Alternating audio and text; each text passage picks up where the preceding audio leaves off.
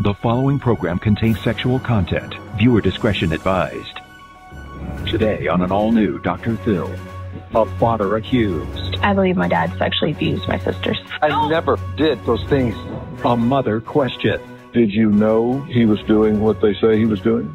And everyone You know what you did. If you love me, you just admit it. pointing the finger. You are so sick. You are such a... Did you kiss me and stick your tongue No, I out? did not. I did Wait, not. You're calling me... Yes or no? Are you calling me a liar? I'm telling you that I didn't do that. Yes or no? Are you calling me a If liar? you're saying I did that, then yes. Steve did take a polygraph test, and the results were... Have a good show, everybody. Here we go. This is a safe place to talk about hard things. Stand by. We'll count you down. I'll try to be an emotional compass and point you in the right direction. 5, 4. I am not giving up on you.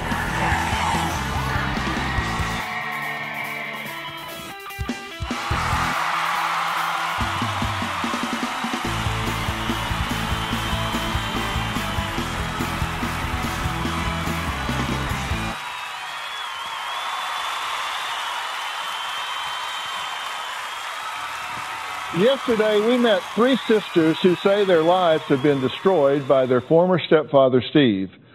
They say he sexually abused them during their childhood. He was convicted, but has always denied any wrongdoing. Now, he wrote me to clear his name. And so for the first time in a decade, he and his accusers came face to face. Here's what has happened so far. My mother's ex-husband, Steve, was a sick, abusive narcissist. When Steve came into our lives, the inappropriate touching started shortly after. It would happen at night when we were watching TV and nobody else was around. Steve would start at my feet, rubbing it, and he would start working his way up my leg towards my private part. Steve would use tickling as a game, as an excuse to touch us. And I remember, kicking him and running out of the house.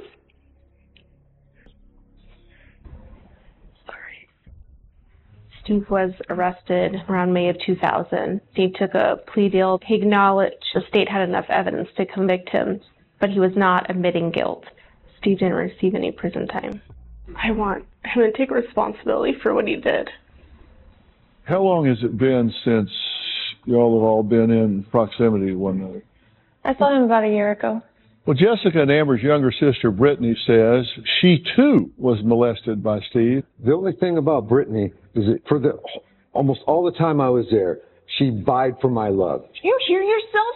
God, I was a child. I never have done anything to you ever. Oh, yeah? Really? You did not beat me? You did not say disgusting things to me? You did not tickle me? You did not press your into... No, I did not. Please. I've never molested anybody. I have evidence that these women have lied to put me in jail. There were 6 children in the house. We would watch television together, horseplay together. There were never one-on-one sessions where it was just me and them alone. All of the accusations from Jessica and Amber were derived from their mother. They need to tell the truth. And why did you lie? I didn't lie. I have your paperwork where you lied. For you, I didn't You made lie. things up. No, I didn't. I don't know whether you've done any, all, or part of the things that you're accused of doing, but you have the worst judgment of anybody I can imagine. You have convinced yourself that you are innocent. I truly do believe that.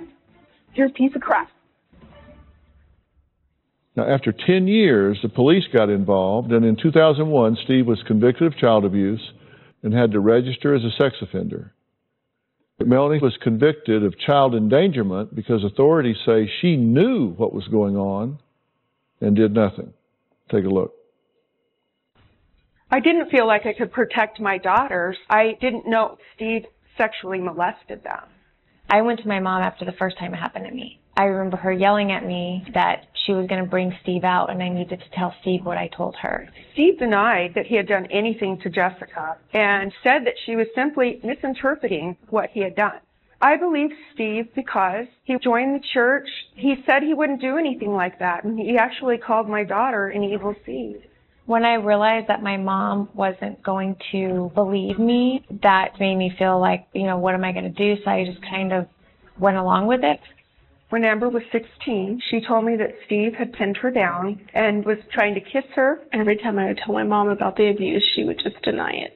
My mom would say stuff like, "You're just trying to rip my marriage apart, that you're trying to ruin an innocent man's life." My mom made me feel really guilty. The court said I had intentionally and knowingly allowed my children to have sexual contact with Steve.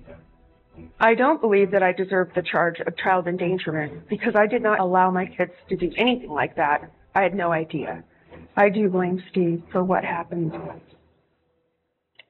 Steve says he's the victim of a scorned woman and her brainwashed daughters, and he also believes he is not the first man they accused. Take a look. Melanie has been falsely accusing men since the mid-'70s. In 1977, Melanie accused a church peer of sexual misconduct and it was handled inside the church. In 1984, Melanie was having an affair with this gentleman. He wanted to break it off. So she first cried rape to get herself off of that. And then when he really finally broke it off, she planted her daughter, Jessica, into his life and had her accuse him of sexual misconduct. He was arrested and taken to trial and was acquitted. Then in 1990, Melanie said a family friend had sexually molested Amber. The police were going to move forward with charges. In December of 1990, he called Melanie and she told him that it never had happened, and it was horseplay. My case was the fourth time that Melanie has claimed some type of sexual misconduct. Melanie is a pathological liar. Okay, Melanie, thank you for being here. You were found guilty of child endangerment. Yes. Because the finding was that you did not protect your daughters. Yes. From this man molesting them. Did you know that he was doing what they say he was doing? What happened is when Jessica was 4 years old, she got molested by a man. And she received counseling for a year and a half, and when she was done, they said she may misinterpret hugs and different things from people because she's sensitive in that area. He knew that. He's a predator. According to Steve, he says that at 15, you accused a church peer of sexual assault. No, I didn't accuse him. It was my boyfriend. I mean, what you said started an allegation. Yeah, I told my boyfriend, though. I didn't tell anybody. And then were you having an affair, and after your lover terminated the affair, you charged him with child molestation against Jessica? That is not true. You are so evil. I'm the one that went and told my mom what happened to me. And who made the allegation? Jessica then would have made the allegation to me, and I turned it over to CPS. All of a sudden, like a year and a half later, Well, Steve's point is you started this in action, and then the individual was acquitted. So that's the second time. Then 7-year-old Amber, Melanie says that your friend's husband sexually assaulted Amber and you called the police. Amber changes her story saying, well, it was just horseplay, and then the charges were dropped. That's not even true. What is true? I spent the night at my friend's house, and I came home and told my mom and Steve that I woke up and my friend's dad was on the sofa couch sleeping next to me. I never said he touched me. I never said anything bad happened. Then Steve and my mom made a big flipping deal about it and called the cops, and they had me go down and do a rape kit because there was some blood on my panties or something like that. I never said he did anything to me. That's my point. Not that you said anything, but that you did. I called CPS. When Jessica got molested, when she was a young little girl, I knew I couldn't ignore it. I got charged. They said I intentionally and knowingly allowed my children to have sexual contact with him. Okay. I got charged. I'm pregnant with my 6th child, signing in for probation. I've never even had a traffic ticket. And this guy is as narcissistic as he gets.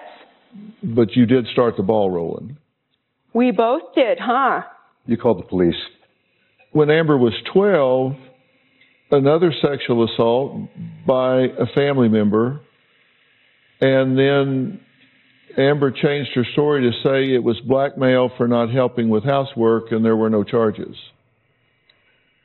I don't know anything about that. I've got the police report here for the 7-year-old, and I've got the 12-year-old.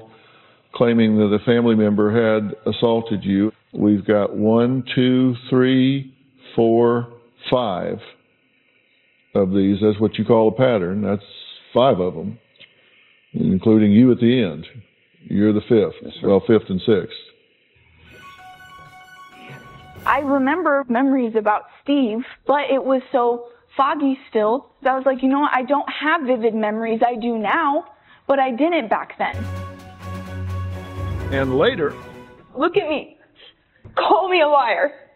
Jamie, oh my goodness. I can't believe you're saying that. Did you kiss me and stick your tongue in my mouth? No, I did not. Why can't you just not be a liar?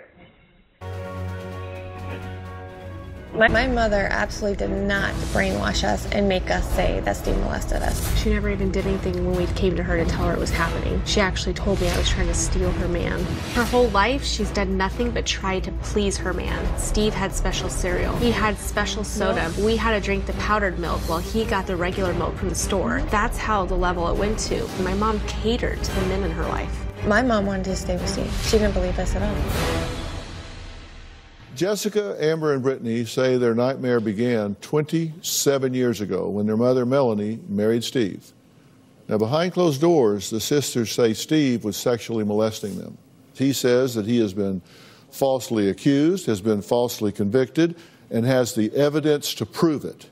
Now, in Amber's court testimony regarding past allegations, you said, my sister Jessica, she was too young to actually make allegations, but I guess my biological father's friend had done something to her at a really young age, and my sister Brittany had made allegations about some other boy, or originally we thought she was saying Steve, and then ended up telling us later that it was some boy in middle school.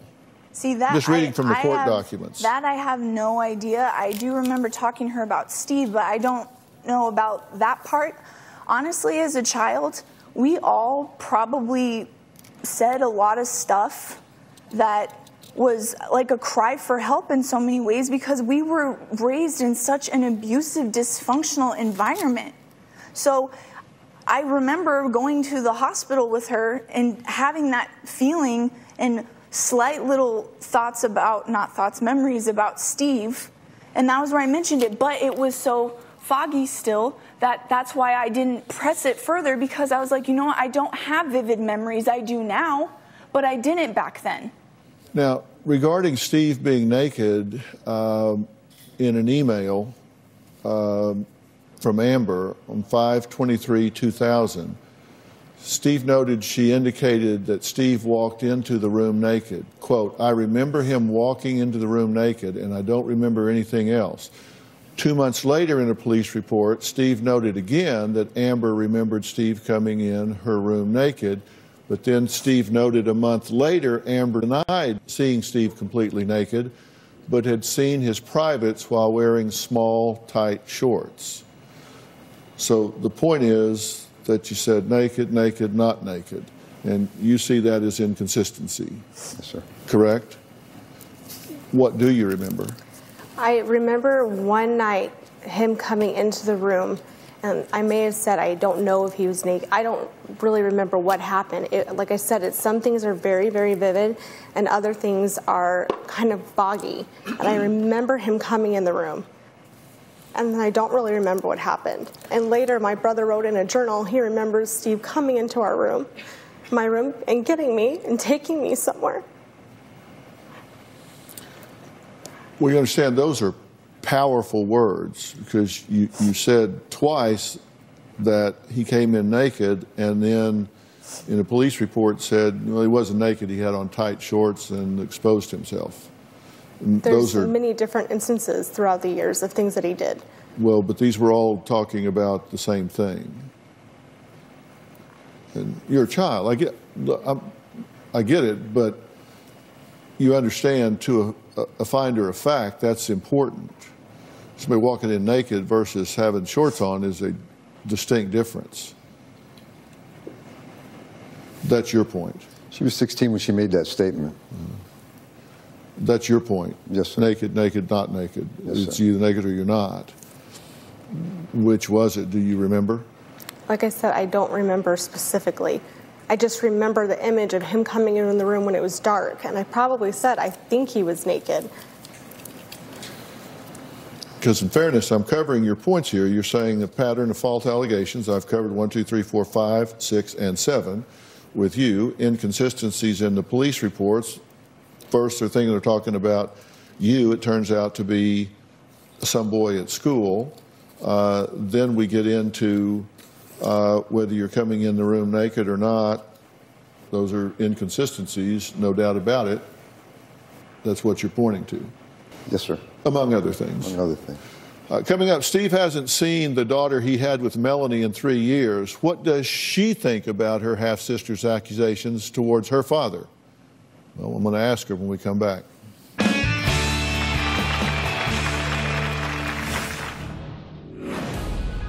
I remember being little and watching my dad tickle my sister Amber.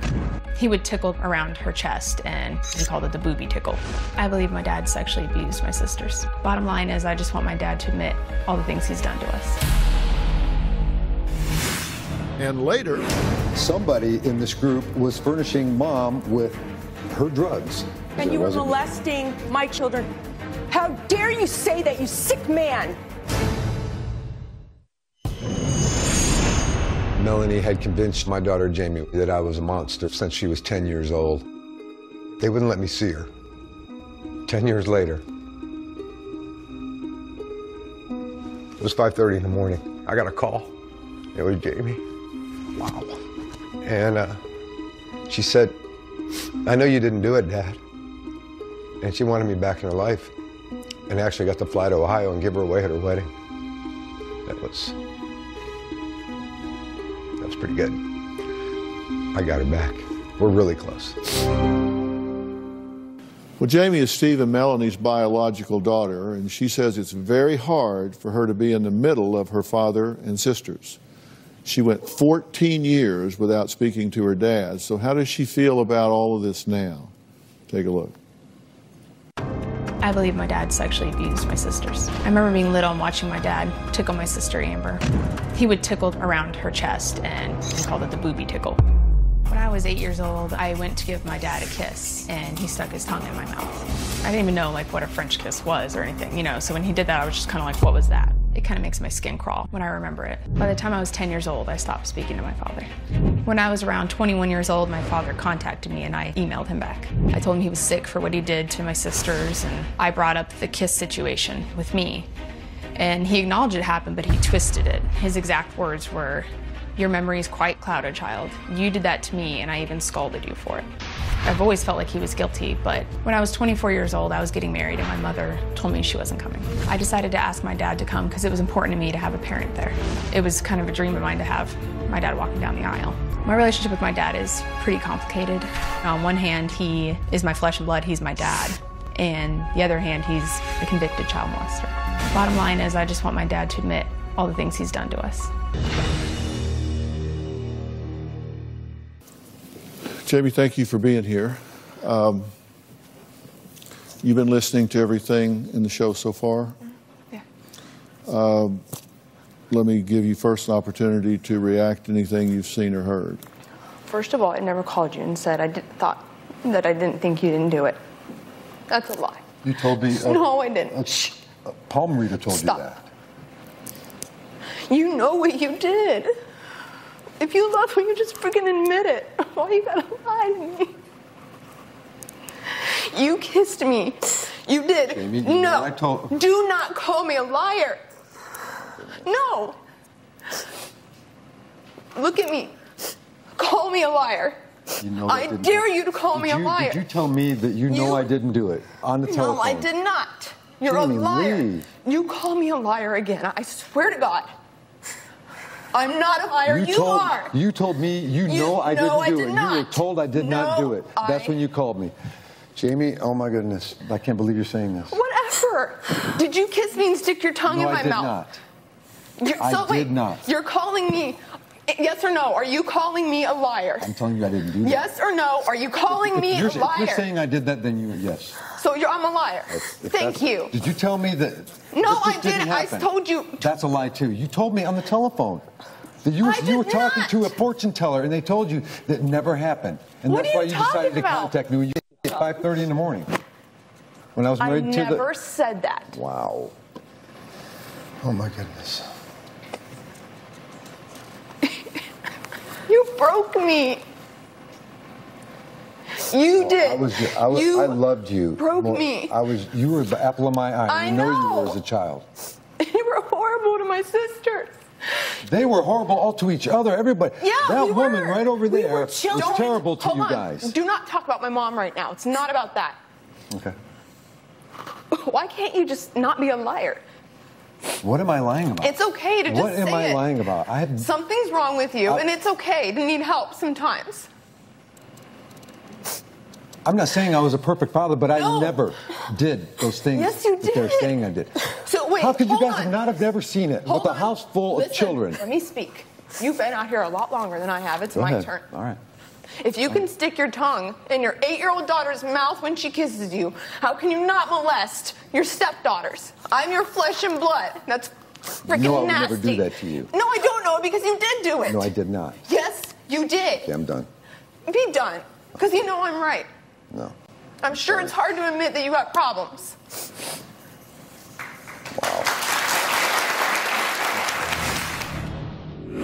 Are you going to change your story now? You are such a liar. You were laughing that she soiled herself because you're sick like that. And later, Steve did take a polygraph. There were 4 questions on this test, and the results were... Closed captioning provided by...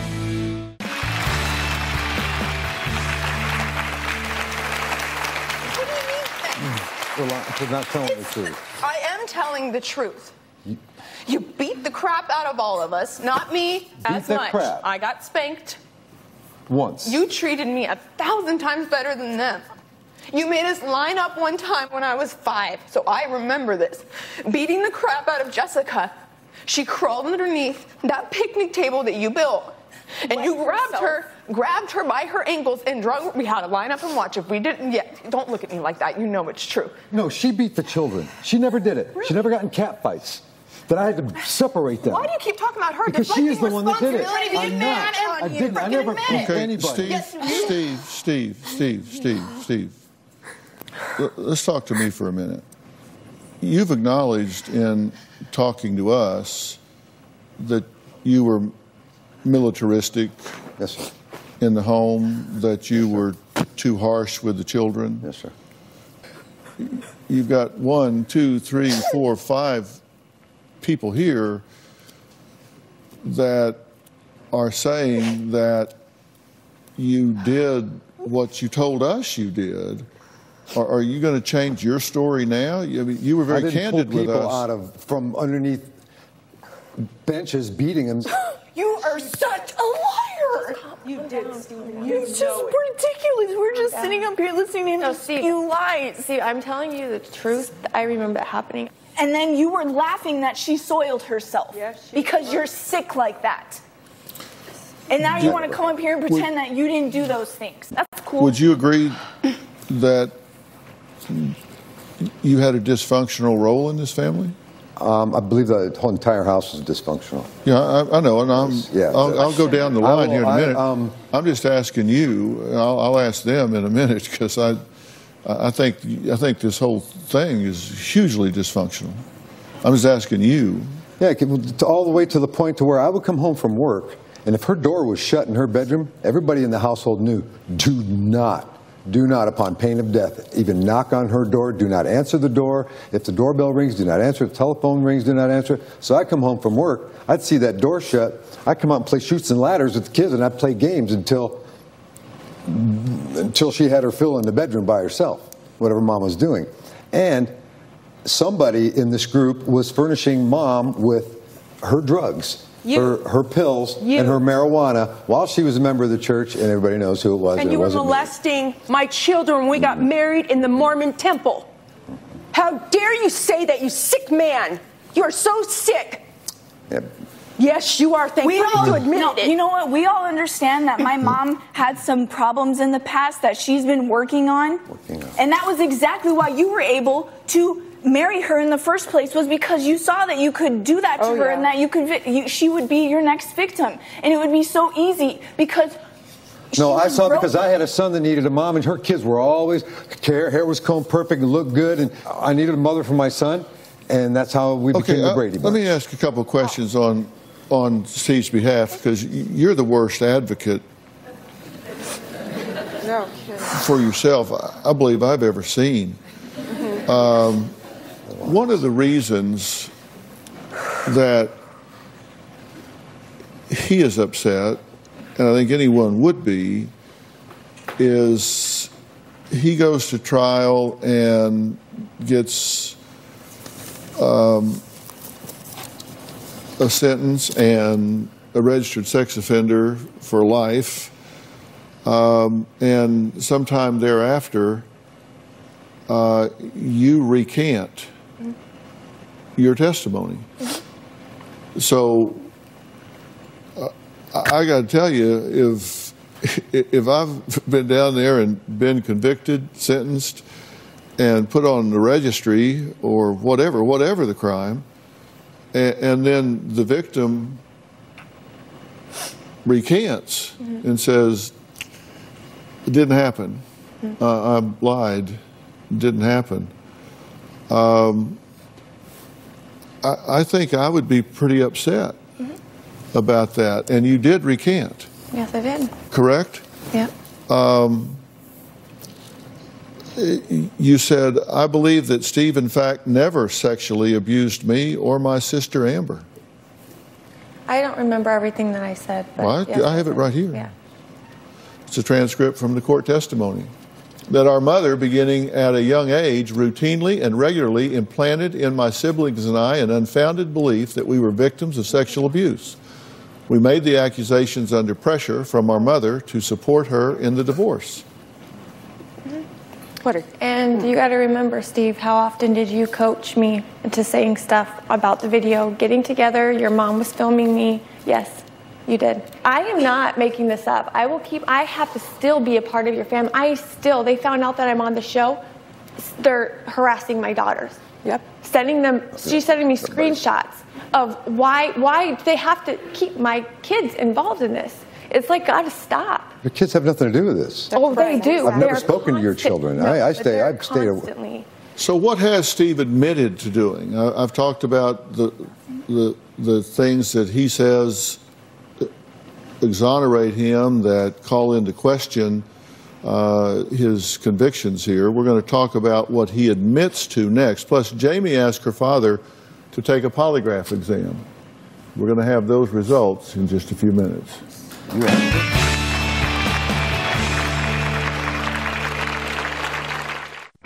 Closed captioning provided by... I think Steve is a freak. Steve said that I coerced my daughters because I wanted to get back at him, and that's not true. He has never taken responsibility for anything he's done. I did not ruin Steve's life. Steve ruined his own life by sexually abusing my daughters. I think Steve is the essence of evil. Steve says he is an innocent man and never sexually abused his stepdaughters. He says he took a polygraph test in 2001 and he passed it. There are allegations from these daughters. These are the allegations. And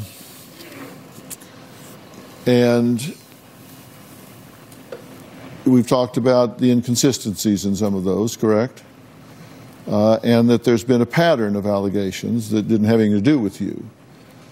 And then we've just talked about the fact that Jessica recanted her testimony and said that it didn't happen to her or her sisters and that she was programmed by her mother to say it. And you, in fact, were paid money to say that, correct? $1,000? Yep. I want to talk about what Steve has admitted to. In a police interview on July 25th, 2000, Steve said, I've tickled them. I've tickled all the children. Bite them down here, and you were referring to the rib area, right? Okay, I want to be clear about that.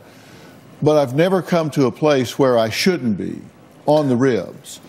Blow on their tummies, but as they get older and they start to develop, there are certain things you don't do. But even when they're young, there's still certain places you don't go. But as the person gets older, you still have tickle fights and stuff. That's something you said to the police.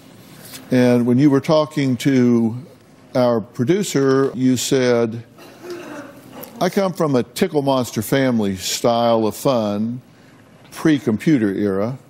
So oftentimes it was 6-on-1, and on more than one occasion, people were touched, kicked, or poked inadvertently. So you're saying there may have been contact even in an inappropriate area, but inadvertently. Even with me, correct. Yeah. Yes. We're going to take a break, and when we come back, Steve did take a polygraph. He took a polygraph test, and I have the results in this envelope. I haven't looked at it, but you don't want to miss it. I think I know what it says, and I think I know why, but we'll find out in just a minute.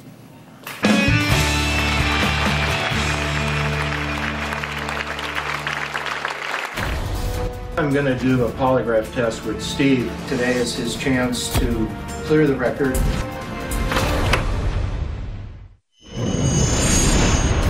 Today I'm going to do a polygraph test with Steve. He was deemed a registered sex offender, and today is his chance to clear the record if he passes this test.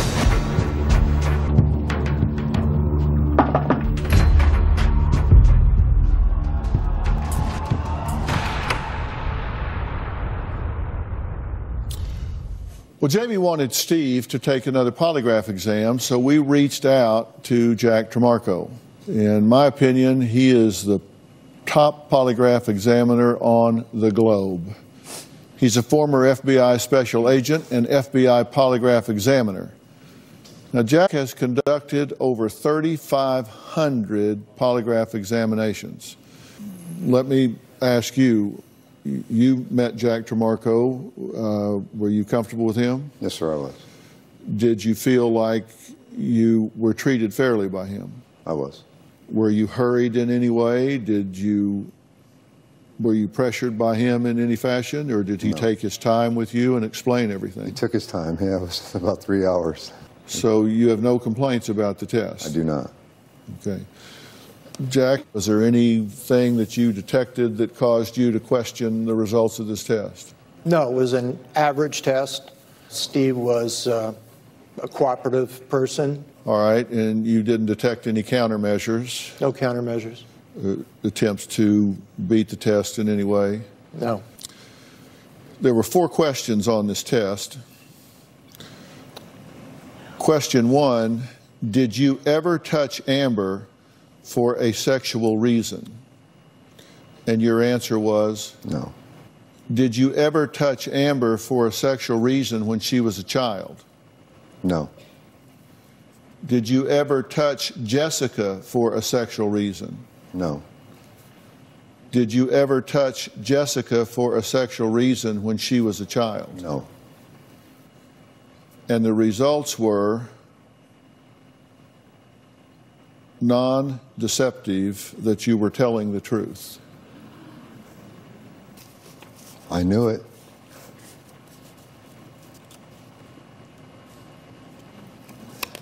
This whole thing just felt like a witch hunt from the beginning. It was terrible. To hear these allegations,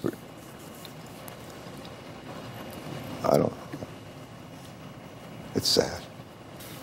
What do you think about these results? I don't care what it says. I know what he did to me, and I'm not making it up. I understand. What do you think? I think he believes his lies so much that he's able to deceive the test. Exactly. Yeah, I'm going to explain. I said before I looked in here that I felt like I knew what this was going to say, and that I felt like I know why. And when we come back, I'm going to explain exactly what I meant. And I think it's going to make a lot of sense to everybody. We'll be right back.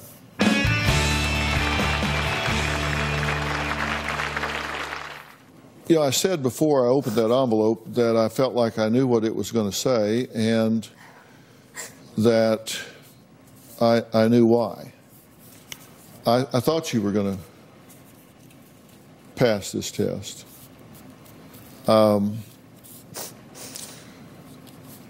This test measures what you perceive to be the truth. Correct, Jack? Exactly right. I said this very early on in our conversation, if you'll think back. I said, if you believe he really believes what he's saying, why would you be upset with him? Because you can't be mad at somebody for believing what they believe, if they believe it. And I said, why would you be upset with her if she believes what she believes? That doesn't mean that that's not distorted in some way. And I have no doubt that alcohol has played a huge part in distorting your recollections, your inhibitions, your behaviors. Do I think that you're lying? Absolutely not. The fact that you recanted doesn't make me believe that you're lying. Do I think that you're lying? Absolutely not. Absolutely not. Absolutely not. Absolutely not. And absolutely not. I don't think anybody's lying here. I believe that this is a highly dysfunctional situation. I believe that your respect of boundaries in a family full of women is really poor. You guys are hurt and you need to heal. And I want to help you to do that. The first thing I want to do is I've been talking to Miles Adcox at Onsite. They put together really custom, intense therapeutic workshops for people that have suffered trauma and have lost their way and emotionally are really disoriented. And I've made arrangements to start sending you guys down there 2 or 3 at a time and let you be there however long you need to be there to hit the reset button and find your bearings here and realize your worth and your value. And that's where I want to start, and then I want to follow it up and back it up with some really strong individual counseling and life coaching to get you back where you need to be. Okay, will you accept this help? Okay. All right, we've got to stop. I do want to thank all of my guests today. Let me tell you something. We deal with real people and real stories here. And when you deal with real people and real stories, they're not always black and white. It's not always one way or the other. But that's okay. We work to criteria. We're going to get this right. We're going to get this family healthy. A special thanks to Jack Tremarco. He is the best of the best. And to Miles Adcox and his great team at Onsite. For more information about today's show, log on to drphil.com. Tell us what you think on Facebook and Twitter as well. Thanks for being here.